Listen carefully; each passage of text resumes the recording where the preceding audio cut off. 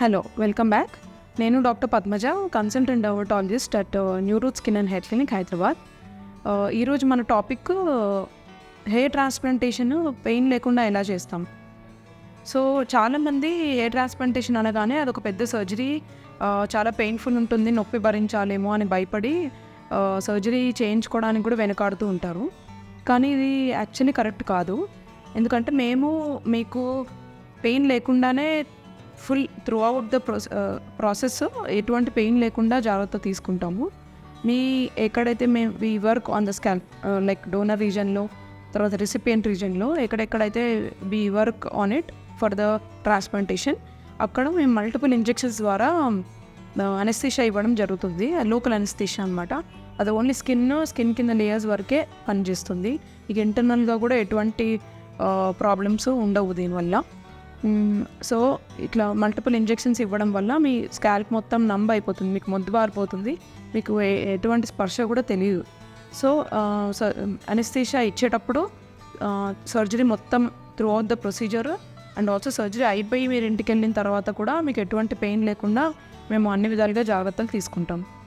So surgery పరంగా పెయిన్ని as much as possible minimize చేయడానికి మేము తీసుకునే జాగ్రత్తలు ఏంటో ఒక్కొక్కటిగా చూద్దాము. ఫస్ట్ పేషెంట్ క్లినిక్లోకి ఎంటర్ అవ్వగానే పేషెంట్కి ఫస్ట్ రిలాక్సింగ్ ఎన్వైర్న్మెంట్ ప్రొవైడ్ చేస్తాము.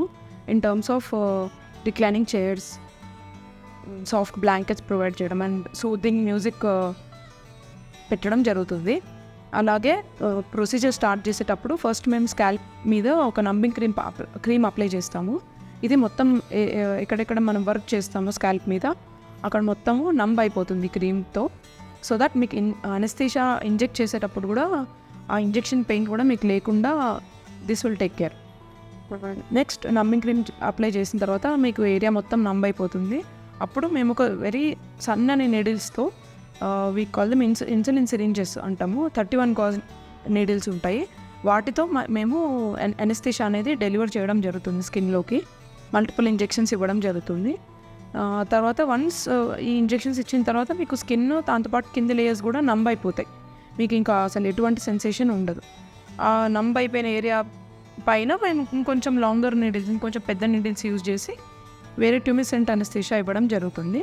సో దట్ ఇప్పుడు మనము సర్జరీ ప్రొసీడ్ అవ్వడానికి కంప్లీట్గా రెడీ ఉన్నట్టు అనమాట. అనెస్థీషియా అయిపోయింది ఇవ్వడం.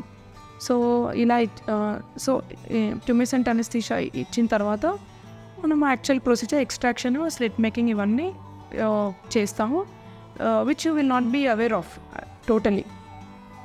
దెన్ అనెస్థీషియా కూడా 2 రకాలుగా కాంబినేషన్ డ్రగ్స్ యూజ్ చేస్తాము. Short acting and long acting drugs use చేస్తాము. సో దట్ దాని duration of action, overall duration prolonged ఉంటుంది. So throughout the surgery మీకు ఎటువంటి డిలే లేకుండా మనం అనుకున్న టైంలో ఫినిష్ చేయడం జరుగుతుంది ట్రాన్స్ప్లాంటేషన్.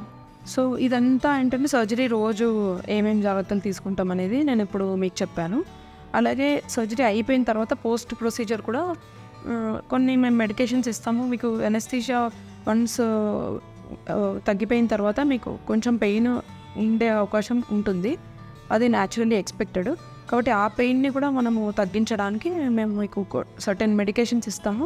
దానివల్ల మీరు ఇంటికి వెళ్ళిన తర్వాత సర్జరీ అయిపోయి పోస్ట్ ప్రొసీజర్ కూడా మీకు ఎటువంటి పెయిన్ ఉండదు. Patient can happily go home. So that's all for today. See you in the next video. Till then, take care.